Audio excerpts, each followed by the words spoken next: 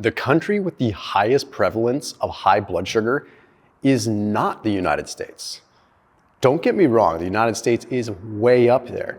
We're way up there with obesity. We're way up there with metabolic issues. We're way up there with high blood sugar.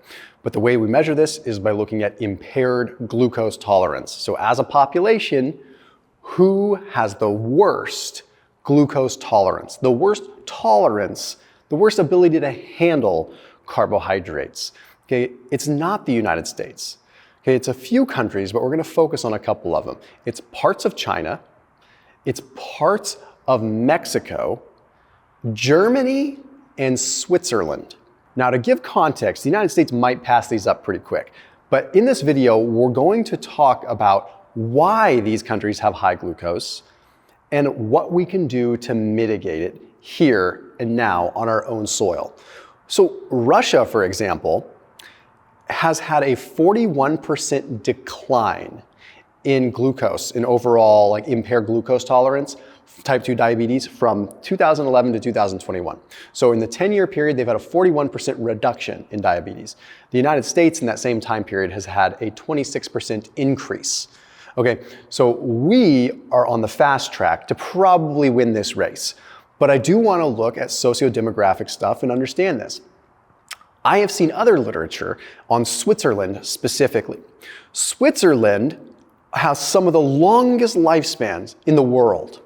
However, it is largely determined by where in Switzerland.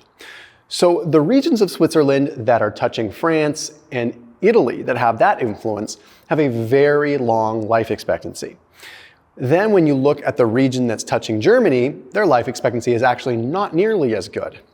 I find it interesting that when we look at impaired glucose tolerance, Switzerland is high on the list for having poor glucose tolerance, and Germany is. Leads me to believe, and at least speculate, that the region of Switzerland that is most impacted is the region near Germany. Now, with Germany, you've got a lot of alcohol consumption, which is notorious for affecting glucose. You've got a high carbohydrate consumption, and you've got a high saturated fat consumption. When you combine carbohydrates and saturated fat is when you develop a problem. Okay, I say that from the peanut gallery, but what I mean by that is saturated fat on its own may not be that much of an issue. But when you look at the literature, you find that saturated fat becomes a serious problem when it's in the sense of overnutrition, when calories are already high and saturated fat is an additional add. Then if you were in a hypercaloric, where you had lots of extra calories, and you compared adding saturated fat at that point to adding olive oil at that point, the saturated fat would cause a bigger negative impact. Okay.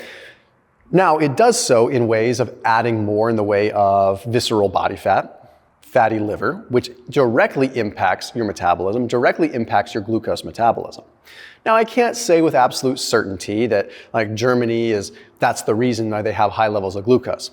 One of the things we also have to factor in is, okay, well, it's cold there a lot of the year, or maybe they're just not that active. That could be the case. Definitely could be something to factor in. This really highlights this whole correlation is not always causation, reverse causation, all these different things that we have to look at with literature. But the one thing that makes me scratch my head is when I look at Russia, Russia has the fourth highest level of exercise and sports than at least in 29 countries that were looked at in this particular study. Very high levels of exercise. Last I checked, it's effing cold in Russia. So that can't be the only reason, right? So you start looking at this and you look at, okay, Mexico, for instance, has high levels of diabetes. Then you factor in, okay, well, socioeconomic status might matter. Poor healthcare. Mexico spends very little on healthcare, and that has been seen in literature. And I had a graph on a video a while back, showed Mexico's down at the bottom, right? So yeah, if there's less medical intervention, less people are getting the help they need, less people are getting diagnosed, they don't even know there's an issue. But Germany is a decently developed country. Switzerland is a very developed, very wealthy country. So again, it leads me to believe that it's diet and lifestyle influenced versus medically influenced. All of that aside, let's talk about the key ways, no matter what your diet, that you can reduce your glucose. Number one, hands down, adding protein. Specifically, if it's easy for you, add a protein shake. protein does something interesting, especially a whey protein shake. What it does is it spikes your insulin. Well, isn't that bad? No, not always, because the way that whey, no pun intended, spikes your insulin, it spikes your insulin because of leucine, okay? So you have a big spike in insulin. If your glucose is already high, that insulin is actually going to allow the glucose into the cell. So then your glucose drops. So it's actually hugely beneficial. The only time that insulin is a problem is when it's chronically high because you're chronically consuming carbohydrates and not exercising or other metabolic issues. So if you're like, hey, my glucose is pretty high, what do? I would say, have a protein shake and see what happens to your glucose. Chances are it's going to go down. Better yet, eat whole proteins, like eat real foods. Adding more protein to your diet in general is one of the best things that you can do. We're going to talk about 6 or 7 different things here that you can do. But a protein shake is a fun way and an easy way. I put a link down below for what I would call like literally the best tasting protein shake in the world. It's Bowmar Nutrition's protein powder. So they have it sweetened with allulose and stevia. So you're not using artificial sweeteners. I actually had some big influence on that. They were using sucralose, and I told Josh, the owner, that I loved the taste of his products, but I couldn't get behind the sucralose that much. So they changed their formulas literally because of my influence on that, which is awesome. So now I'm all about promoting them because I think they're putting the best foot forward. But more so, it tastes like a dang milkshake. Like the bananas and cream, the strawberries and cream, it tastes as close to a McDonald's milkshake as you can get, especially if you're making it with like raw milk or something. It's unbelievable, and it's a great way to control your glucose. Also a great way to get 25 or 30 grams of protein in. So that link is in the top line of the description underneath this video. I promise you, this is going to be the best tasting protein shake you've ever had, hands down. So a link down below, top line of the description. 10-minute walks. I know we hear people saying it all the time, but the literature on going for a walk after eating is undeniable. Okay, this might be something that other cultures do that we don't in America, right? The Mediterranean cultures may not have the lowest levels of glucose or the lowest levels of impaired glucose tolerance, but they have some of the best longevity and the best overall metabolic health markers that factor this into. 10 minutes after eating, said and done. Apple cider vinegar post-meal. You can also have it pre-meal and it has an impact.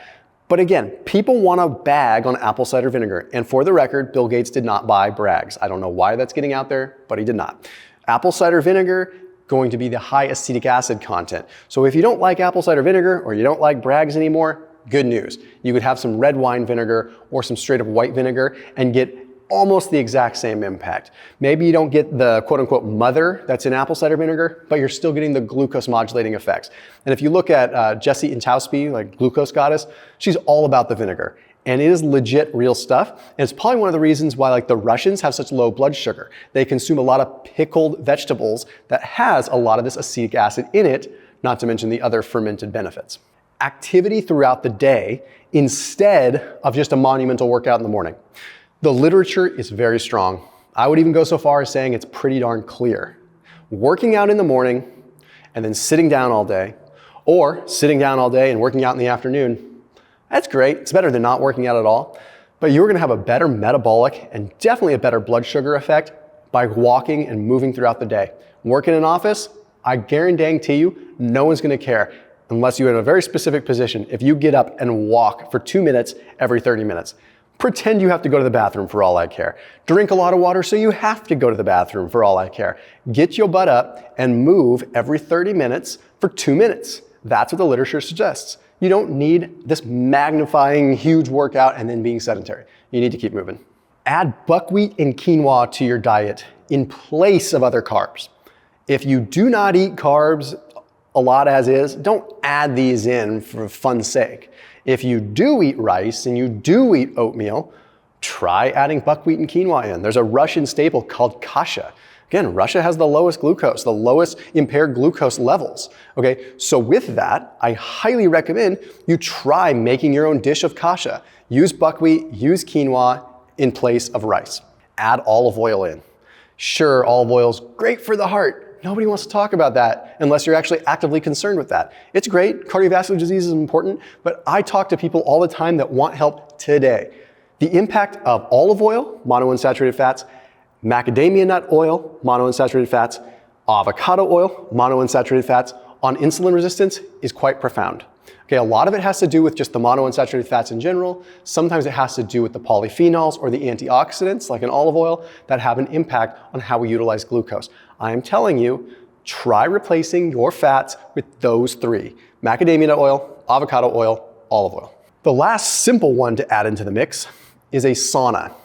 And the cool thing is, and I just filmed with Rhonda Patrick yesterday at time of recording this. She is like the sauna master, as you guys probably know and have seen her on Joe Rogan talking about this.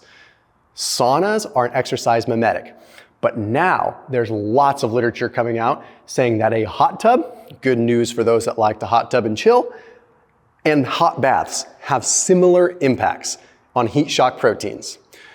Without going into biochemistry, you can get a similar impact as you would with a sauna by sitting in a dang hot bath. And it is an exercise mimetic. Vasodilates, the heart rate increases, and you suck up glucose like a cow that wants to drink a 7-Up.